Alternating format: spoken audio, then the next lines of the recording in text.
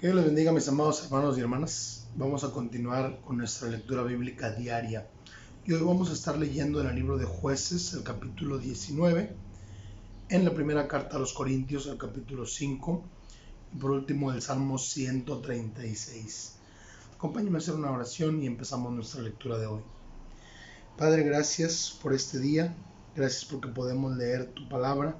Gracias, Señor, por lo que nos enseñas a través de ella. Ayúdanos, Dios, a asimilar lo que tu palabra nos dice y a poder practicarlo.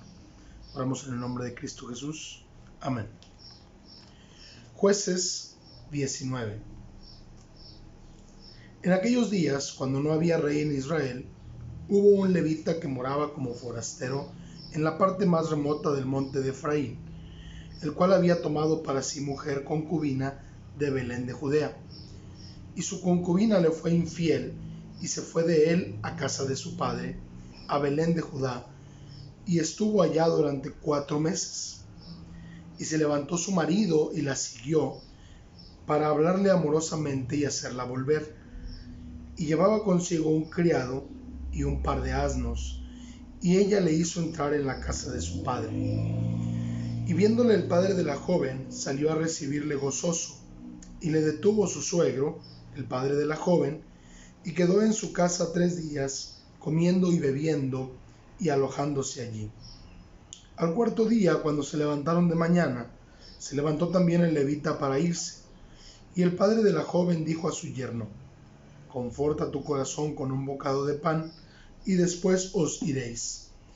Y se sentaron ellos dos juntos, y comieron y bebieron. Y el padre de la joven dijo al varón: Yo te ruego que quieras pasar aquí la noche, y se alegrará tu corazón. Y se levantó el varón para irse, pero insistió su suegro, y volvió a pasar allí la noche. Al 5.º día, levantándose de mañana para irse, le dijo el padre de la joven: Conforta ahora tu corazón, y aguarda hasta que decline el día. Y comieron ambos juntos. Luego se levantó el varón para irse, él y su concubina y su criado. Entonces su suegro, el padre de la joven, le dijo: He aquí ya el día declina para anochecer.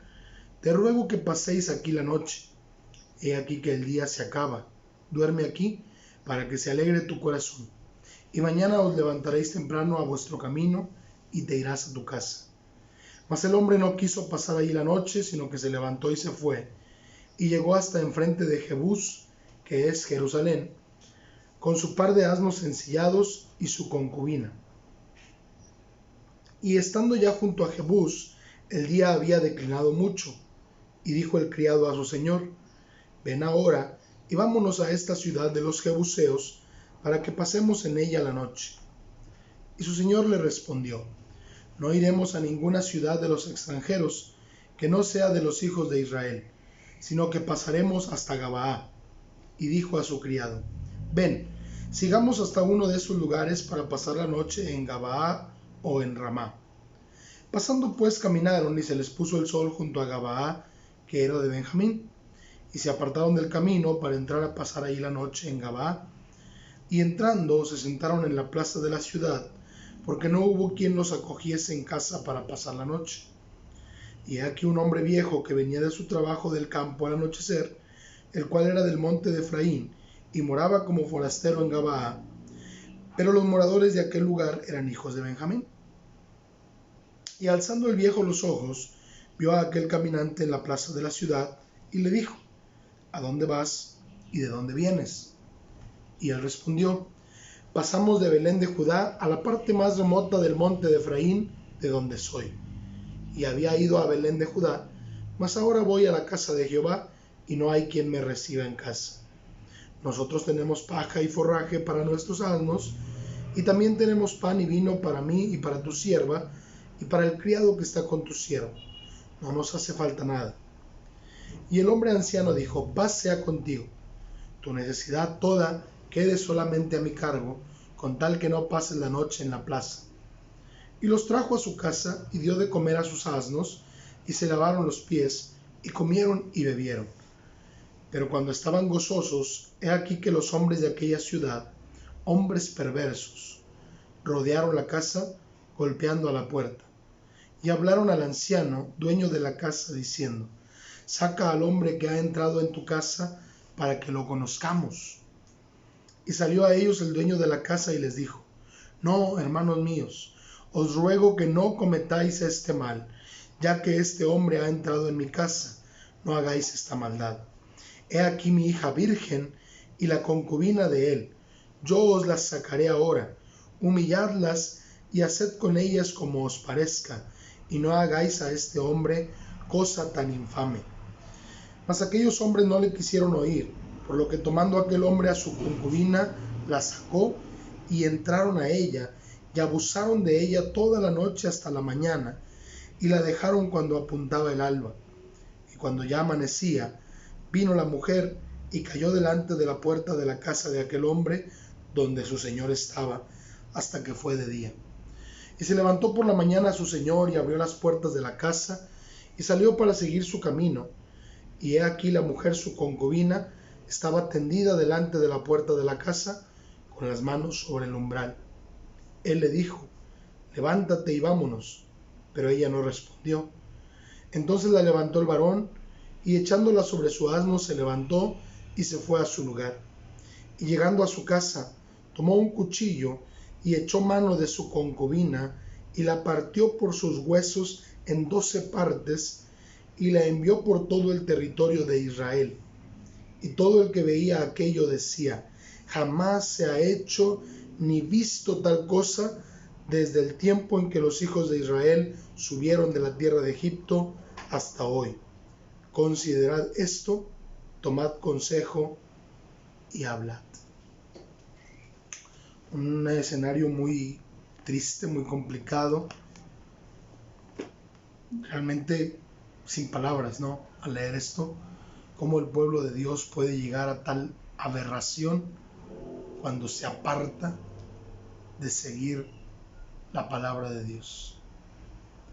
Y de alguna manera algo similar, obviamente no en esas proporciones ni de esas características, pero 1 Corintios capítulo 5, que vamos a leer a continuación, también nos presenta una idea de cómo el pueblo de Dios ahora ya en el Nuevo Testamento, bajo la gracia, la iglesia puede llegar a cometer tremendas equivocaciones si no sigue lo que dice la palabra de Dios. 1 Corintios 5. De cierto se oye que hay entre vosotros fornicación, y tal fornicación cual ni aun se nombra entre los gentiles, tanto que alguno tiene la mujer de su padre. Y vosotros estáis envanecidos. ¿No debierais más bien haberos lamentado para que fuese quitado de en medio de vosotros el que cometió tal acción? Ciertamente yo, como ausente en cuerpo, pero presente en espíritu, ya como presente he juzgado al que tal cosa ha hecho.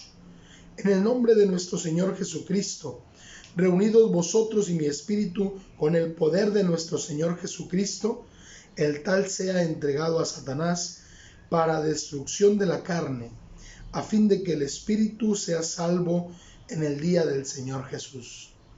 ¿No es buena vuestra jactancia? ¿No sabéis que un poco de levadura leuda toda la masa?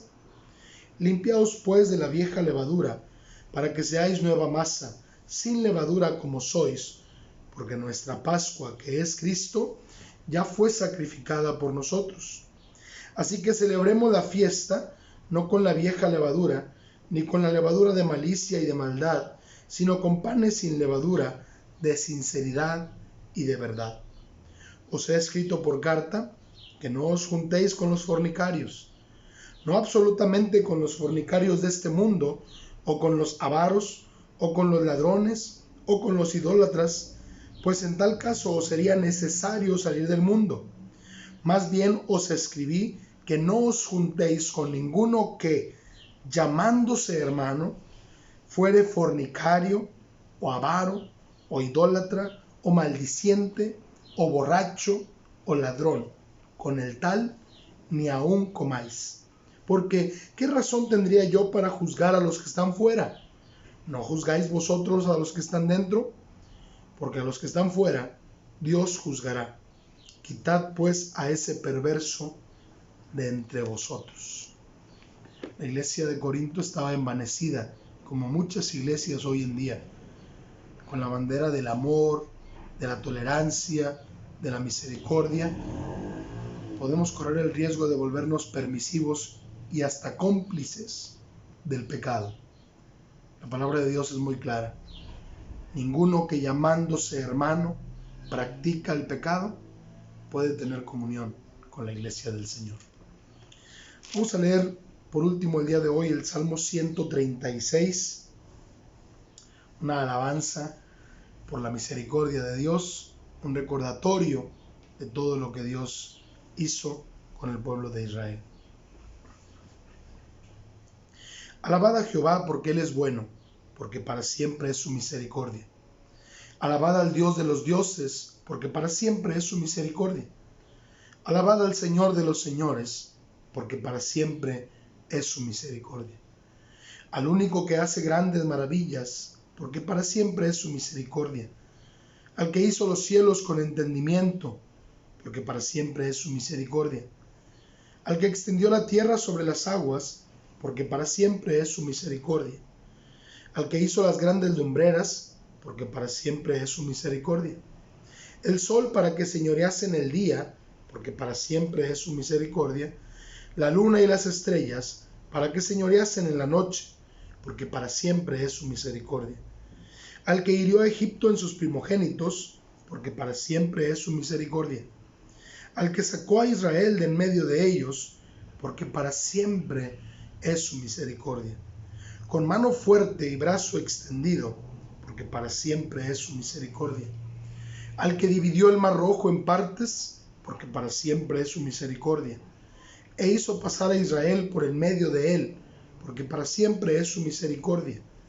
Y arrojó a Faraón y a su ejército en el mar rojo, porque para siempre es su misericordia.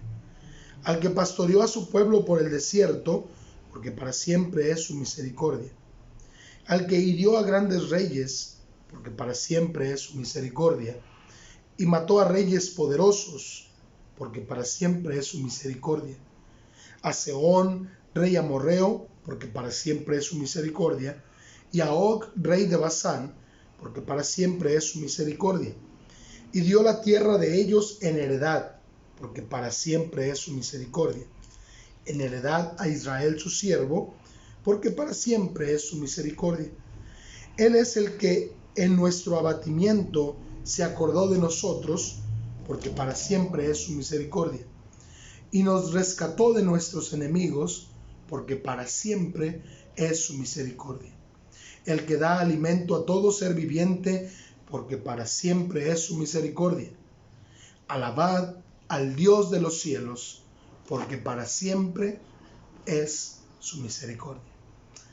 Nunca debemos de cansarnos de repetir que la misericordia de Dios es para siempre, porque Él es bueno. Vamos a orar. Padre, gracias por tu palabra. Gracias por enseñarnos que debemos estar al pendiente de vivir como a ti te agrada y no participar en el pecado. Gracias, Dios, por tu misericordia, que es grande para con nosotros. Ayúdanos a vivir cada día como a ti te agrada. Oramos en el nombre de Jesús. Amén. Que Dios les bendiga grandemente.